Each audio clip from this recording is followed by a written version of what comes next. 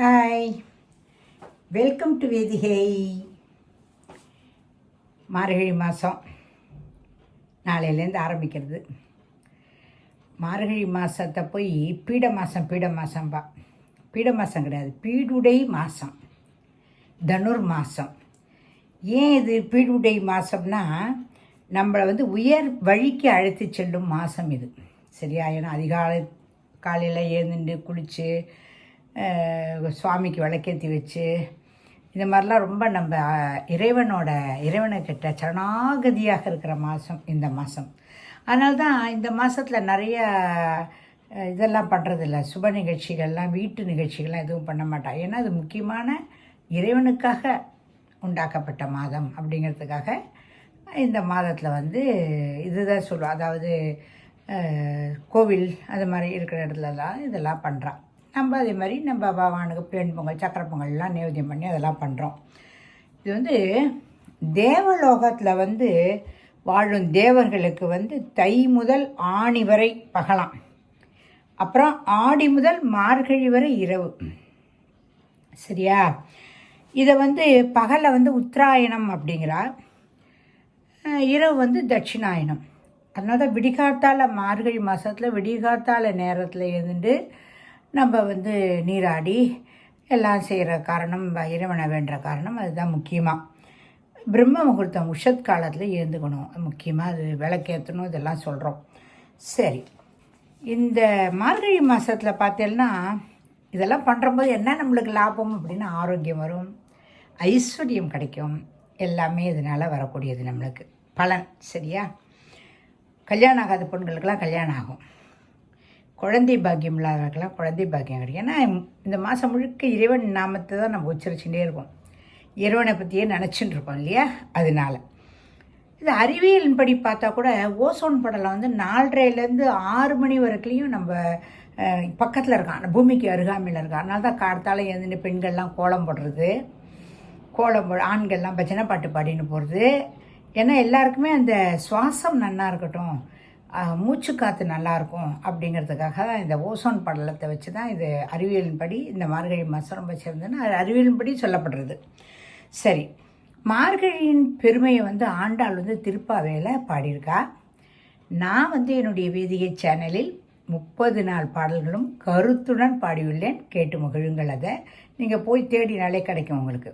அதே மாதிரி திருவம்பாவையும் மாணிக்க வாசகர் எழுதினது, அதுவுமே கருத்துடன் நான் போட்டிருக்கேன் என்னுடைய வேதிகை சேனலில். நீங்கள் பாருங்க. அதை திருப்பி இதில் பதிவேற்றம் பண்ண முடியாதுங்கிறதுனால இந்த வார்த்தை சொல்கிறேன். ஷார்ட்ஸில் போடுறேன், அன்னன்னைக்கு எடுத்து ஷார்ட்ஸில் போடுவேன், அதை நீங்கள் ஃபாலோ பண்ணிக்கோங்க. சரியா?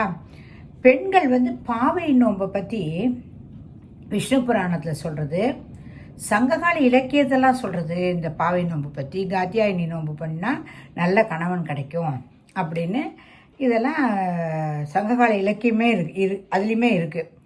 இது சூன்ய மாதம், சூன்யனாலே பூஜ்யம் தானே, ஏன் அதை போய் சூன்ய மாதம் அப்படின்னு சொன்னால் அப்படின்னா, இந்த வாழ்க்கை நிலையற்ற வாழ்க்கை, ஒன்றுமே கிடையாது. ஆனால் இதை நிலையான வாழ்க்கையாக நாம் ஆக்க வேண்டுமானால் ஆக்கப்பூர்வமான காரியங்களான இறைவனின் பாதார விந்தங்களை நாம் பணிய வேண்டும். அப்போ இந்த மாதமானது நம்மளுக்கு நல்லது செய்யும் அப்படின்னு ஒரு ஐதீகம். சரி, இன்னும் பார்த்தேன்னா இந்த கூடாரி வெல்லும் சீர்கோவிந்தான்னு 27 மார்கழி 27 அன்னைக்கு நாமெல்லாம் கூடாரவெள்ளி அப்படிம்போம். கூடாரி வெல்லும் சீர்கோவிந்தா. ஓகேயா? அது ஸ்ரீவில்லிபுத்தூரில் பார்த்தேன்னா அது தை முதல் நாள் தான் அது பண்ணுவாள். சரியா? திருவாடிபுரத்து ஜெகத்தூத்தி ஆழ்வாழியே, திருப்பாவை 30 செப்பினாள் வழியே, பெரியாழ்வார் பெற்றெடுத்த பெண் பிள்ளை வழியே. திருப்பாவையானது ஆண்டாள் அருளி செய்ததால் அந்த தை மாதம் அந்த கூடாரை வெள்ளிங்கிறத வச்சு ரொம்ப விசேஷமாக அங்கே நடைபெற இருக்குது.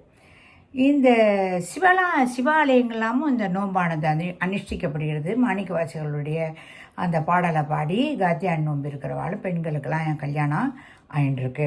சரியா? இது ஒரு விசேஷம் பாருங்க, ஹரியும் சிவனும் ஒன்றும் அப்படிங்கிறது தான். இந்த மாதத்துலேயே திருவாதிரையும் வரும், வைகுண்ட ஏகாதசி விழா, 2 பெருவிழாவும் இந்த மாதத்தில் தான் வருது.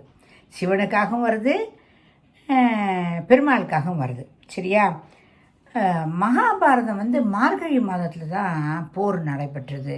கீதையும் அப்போ தான் இது வந்து அன்றைக்கி தான் வந்து கீதை உபதேசம் நடந்தது. மார்கழி மாதத்தில் தான் இந்த கீதை உபதேசம் நடந்தது. சரியா? மார்கழி மாதத்தில் வந்து வியாழக்கிழமையில் குரு பூஜை செய்வது ரொம்ப ரொம்ப விசேஷம்.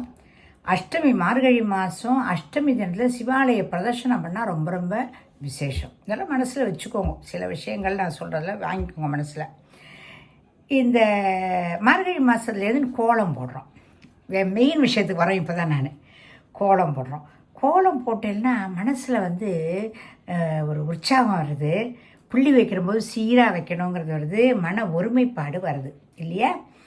சரி, இந்த கோலமெல்லாம் போட்டு அழகாக நாம் நின்று வேடிக்கை பார்த்து ரொம்ப சந்தோஷமாக அதை இது பண்ணி நம்மளுடைய கைவண்ணத்தெல்லாம் காமிச்சிட்டு அதுக்கப்புறம் பார்த்தேன்னா அதில் பசுஞ்சாணியை உருண்டையை வச்சு அதில் பரங்கி பூவோ பூசணி பூவோ வைப்போம் இல்லையா? இந்த பூ வைக்கிறது எங்கேருந்து வந்தது அப்படின்னு பார்த்தா, மகாபாரத போரில் வியாசர் தான் ஊமத்தம்பூவை பாண்டவர் காலத்தில் நடந்தது இந்த விஷயம். பாண்டவர்களோட சொந்தக்கார அத்தனை பேருக்கையும் சொல்லி வீரர்கள், போர் வீரர்கள் அத்தனை பேரும் அவாவா வீட்டு வாசலில் ஊமத்தம்பூ வச்சு வைக்கிறா. அது அடையாளத்துக்காக. கிருஷ்ண பரமாத்மா இதெல்லாம் பாண்டவர் வீடு அப்படின்னு சொல்லிட்டு அதுக்கேற்றாப்புல அருள் பண்ணுவாராம். ஒரு ஐதீகம் பண்ணியிருக்கா. இப்போ இந்த காலகட்டத்தில் நம்ம வந்து பரங்கி பூவோ பூசணி பூவோ ஏதோ ஒரு பூ வைக்கிறோம். இது வந்து ரொம்ப எதுக்குன்னா, பரங்கி பூ வச்சா உடனே தை மாதம் கல்யாணம், எங்கள் ஆத்தில் எங்கள் வீட்டில் பொண்ணு இருக்குது கல்யாணத்துக்கு அப்படிங்கிறத காமிக்கிறதுக்காகவும் அடையாளத்துக்காகவும், தை மாதம் அந்த பொண்ணுக்கு கல்யாணம் ஆகணும் அப்படிங்கிறதுக்காகவும் பரங்கிப்பூ பூசணிப்பூ வைக்கிறோம்.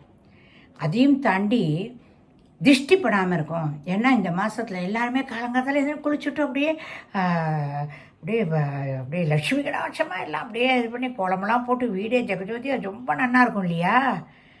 கார்த்தால ஒரு விளக்கு ஏற்றி வைக்கணும். காலங்காலத்தால் வெடிக்காலத்தால் ஒரு விளக்கு ஏற்றி வைக்கணும், அகல் விளக்கு. கார்த்திகை மாதம் முடிஞ்சிருது, மார்கழி மாதம் வருது. ஒரே ஒரு விளக்கு. கார்த்திகை மாதம் 2 விளக்கு சாயந்தரம் ஏற்றுவோம். இது ஒரு விளக்கு கார்த்தால ஏற்றி வைக்கணும். அப்போது அங்கே இருக்கிற தீய சக்திகள்லாம் நகரும். இந்த பூ வைக்கிறம்போது அந்த சக்தியெல்லாம் அப்படியே மறைஞ்சு நம்மளுக்கு நல்ல பிரகாசமான ஆரோக்கியத்தையும் அழகையும் கொடுக்கிறதாம். இந்த ஆரோக்கியம் அழகு மாதம் முடிஞ்சு அடுத்த மாதம் என்ன ஆயிடுது? அடுத்தது பொங்கல் திருநாள் வந்துடுது. போகினால இந்திரன், அந்த இந்திரனுக்கு வழிபாடு செஞ்சு, ஏன்னா இந்திரன் இல்லைன்னா மழை கிடையாது, மழை இல்லைன்னா வருணன் தானே. அதான் எல்லாம் ஒரே செட்டு தானே இல்லையா? பயிர் செழிக்காது, பயிர் செழிச்சாதான் உயிர் வாழும். அந்த இந்திரன் வந்து அவ்வளோ ஒரு நமக்கு நல்லது பண்ணணும் அப்படிங்கிறதுக்காக அன்றைக்கி போகி பண்டிகை கொண்டாடுறோம். அந்த போகி பண்டிகைக்கு முடிஞ்ச அடுத்தது சூரியனுக்கு, கதிரவனுக்கு. ஏன்னா சூரிய பகவான் இல்லைன்னா ஒன்றுமே இல்லையே இல்லையா? உடனே சூரிய பகவானுக்கு வேண்டிட்டு நம்மளுடைய பயிர் பச்சையெல்லாம் நல்லா வளரணும், எல்லோரும் சுபிட்சமாக இருக்கணும், உலகம் முழுக்க சேமமாக இருக்கணும்னு சொல்லிட்டுலாம் வேண்டிக்கிறோம். இது வந்து ரொம்ப அருமையான ஒரு விஷயமாக நம்ம பார்க்குறோம். இது வந்து கல்யாண மாதம், அடுத்தது தை மாதத்தில் கல்யாண மாதம் வந்துடுறது. எனவே இந்த தேவதைகள் வழிபாடுங்கிறது ரொம்ப ரொம்ப முக்கியமான ஒரு காலகட்டத்தில் நம்ம மார்கழி மாதத்தை கொண்டாடி வரோம். இது வந்து எல்லோரும் எதுக்கு இதெல்லாம் பண்ணணும்? காலங்காலத்தில் நம்ம மாடு தூங்கிட்டு இருக்கலாமே அப்படிலாம் நினைப்பா. அது ஆனால் அப்படி அவ்வளோ இல்லை. முடிஞ்ச வரைக்கும் நம்மளால் சின்ன பொண்கள்லாம் அழகாக கோலம் போடுறதுக்கெல்லாம் ஏந்துருங்கோ, வாசலில் கோலம் போடுங்கோ, நல்ல கணவன் வேணும்னு சொல்லிட்டு வேண்டிக்கோங்கோ, திருப்பாவை தினமும் கேளுங்கோ, நல்ல கணவன் கிடைப்பா அவங்களுக்கெல்லாம். இது வந்து அதே மாதிரி சின்ன பசங்க, ஆண் பசங்க பஜனைகள்லாம் கலந்துக்கோங்க. போய் கோவிந்த நாமத்தை சொல்கிறதுக்கு பாருங்கோ, சிவன் நாமத்தை சொல்கிறதுக்கு பாருங்கோ. கோவிலெல்லாம் 4:30 மணிக்கு 7 நிமிஷத்து காலத்துலேயே பூஜை ஆரம்பிச்சு விடுவா. 6 மணிக்குள்ளே முடிச்சு பொங்கல் கொடுத்துருவா. சூப்பராக இருக்கும் அந்த பொங்கல். நம்ம வீட்டில் பண்ண பொங்கல் அப்படி இருக்காது, கோவில் பொங்கல் அவ்வளோ அருமையாக இருக்கும். எனவே இதெல்லாம் நம்மளுடைய கலாச்சாரத்தில் தான் இதெல்லாம் இருக்குது, வேறு எதுலேயும் கிடையாது, வேறு எதுலேயும் கிடையாது. 12 ஆழ்வார்களில் பெண் ஆழ்வார் யார்? நம்ம ஆண்டாள் அம்மையார். எனவே அவளை வணங்கி அவள்கிட்ட ஆசி வாங்கி நம்ம இந்த மாதத்தை நல்லபடியாக கழிப்போம் என்று கூறி விடைபெறுகிறேன். நன்றி, வணக்கம். நீங்கள் பார்த்தா மட்டும் போகாது, இதை ஷேர் பண்ணுங்க. நிறையா பேர் வந்து புதுசாக ஜாயின்லாம் பண்ணியிருக்கா, சப்ஸ்கிரைப் பண்ணியிருக்கா. நான் யாருமே கமெண்ட்ஸ் போட மாட்டேங்கிறான். ஸோ எனக்கு ரொம்ப அதுதான் மனசு ஊண்டிங்க இருக்குது. இவ்வளோ கஷ்டப்பட்டு இந்த வயசுலேயும் நம்ம வந்து மேக்கப்லாம் பண்ணிட்டு இங்கே வந்து பண்ணுறோமே, ஆனால் யாருமே கமெண்ட் போட மாட்டேங்கிறா. நல்ல விஷயம் தானே சொல்கிறோம், ஆகாது போகாதுக்கெல்லாம் கமெண்ட் போடுறாளே அப்படின்னு எனக்கு மனசில் ஒரு உறுத்தல் இருக்குது. அதனால் தயவு செஞ்சு கமெண்ட்ஸ் போடுங்கோ.